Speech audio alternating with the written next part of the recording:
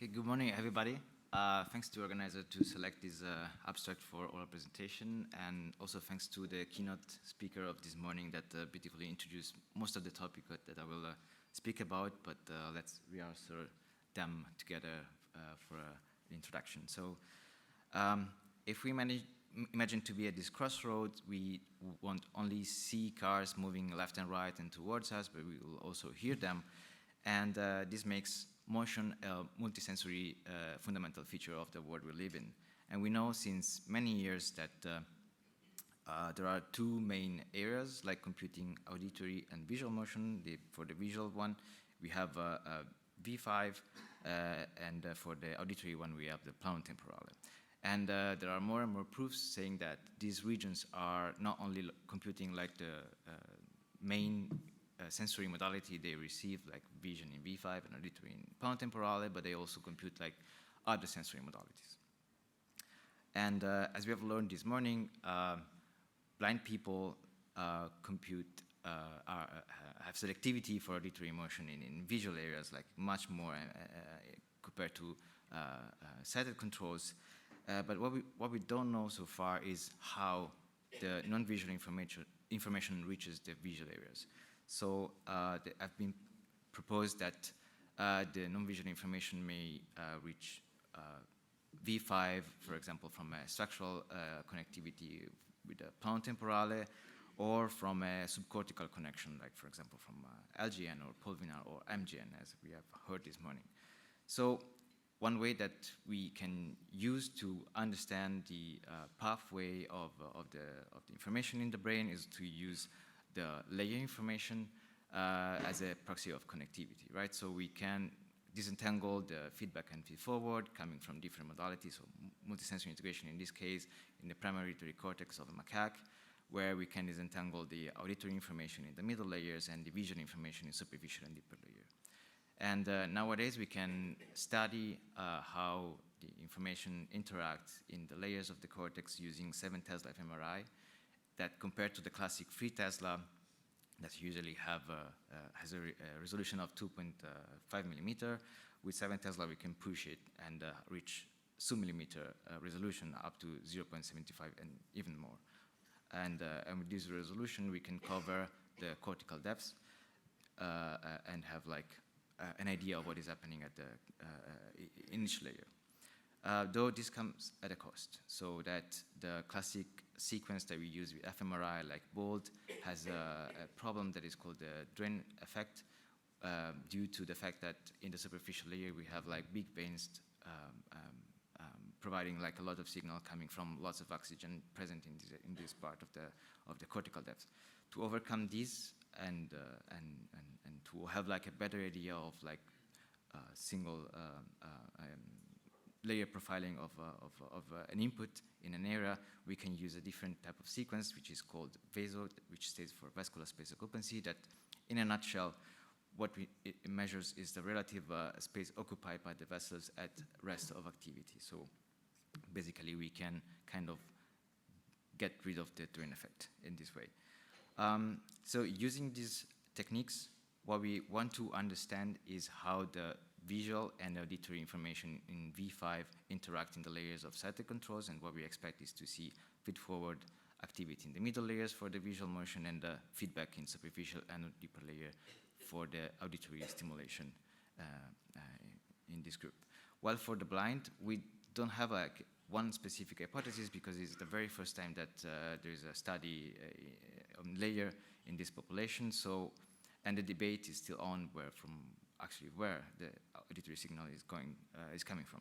So, first hypothesis is that we would observe a stronger feedback in superficial and deeper layer coming from, for example, plano temporale, or we could observe like feed-forward in this region, and the signal would come from lower in hierarchy regions, like, for example, subcortical structures, or visual regions like V1. To tackle these questions, we asked 12 sighted controls and 10 congenitally blind to participate in our experiment that we run using the 7 Tesla in the University of Liège, so close by. And we ran 2 experiments. One was to functionally localize our region of interest, which is very easy. As we have learned, we just need for the sighted controls to contrast moving dots and static dots, and for both the group to localize the auditory portion of V5, moving sounds and static sound, and a second experiment where we focus on the right hemisphere, because we have a very small field of view when we use a sub-millimeter resolution, and here we focus on the cortical activity. In this second experiment, the stimulation was quite easy for the visual modality, so dots moving left to right or up and down, while for the auditory sounds here, the things are a little bit more complicated to have horizontal or vertical moving sounds.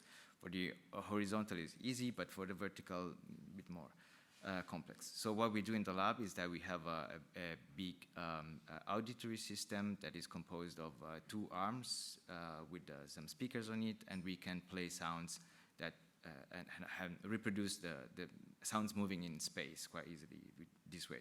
So what we do is to ask each participant to sit in front of it, where in-ear microphones, and we record these sounds as these sounds is filtered by the ear shape and the body shape of each participant. So then we store these sounds and we replay them in the MRI. So this way we are sure that we are trying to have the most ecological auditory stimulation. So our results tells us that in the first experiment, we could obtain the classic maps for the visual motion selectivity in our sighted controls at the whole brain, and also we could localize in each participant a portion of it that is selective for auditory motion. And in congenitally blind, as expected, we could observe this phenomenon, which is called cross-modal plasticity, so that engages the visual areas with the auditory modality in a magnitude and location that is equal to what we observe for visual motion in sighted. So once we have localized our region of interest, we can then focus on within them using our sub-millimeter resolution, and in each participant, we then segment the layers as geometrical bins from white matter to CSF, and then we can extract our layer profile. So what we observe as a layer profile in the sighted group for the visual modality is that we indeed have feed-forward modulation, so with a peak in middle layers for the visual modality, and for the auditory modality in the auditory defined ROI, we could observe a weaker but still numerically present feedback in superficial layers.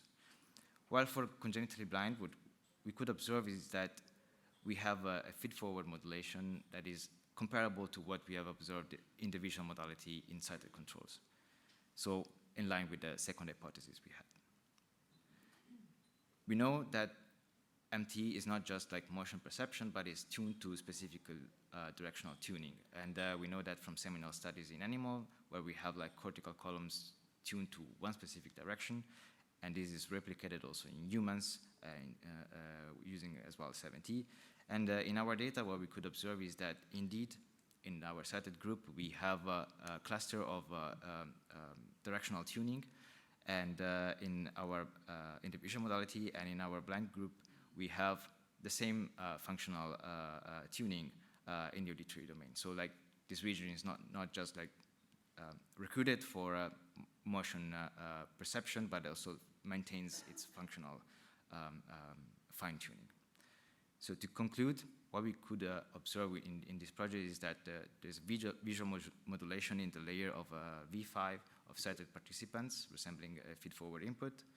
There is a weak auditory modulation in superficial layers of V5 in sighted participants.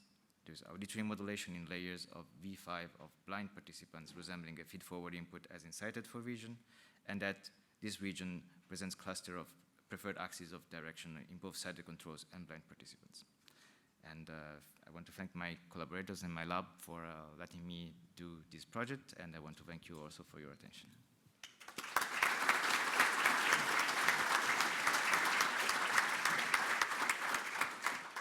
We have time for one question.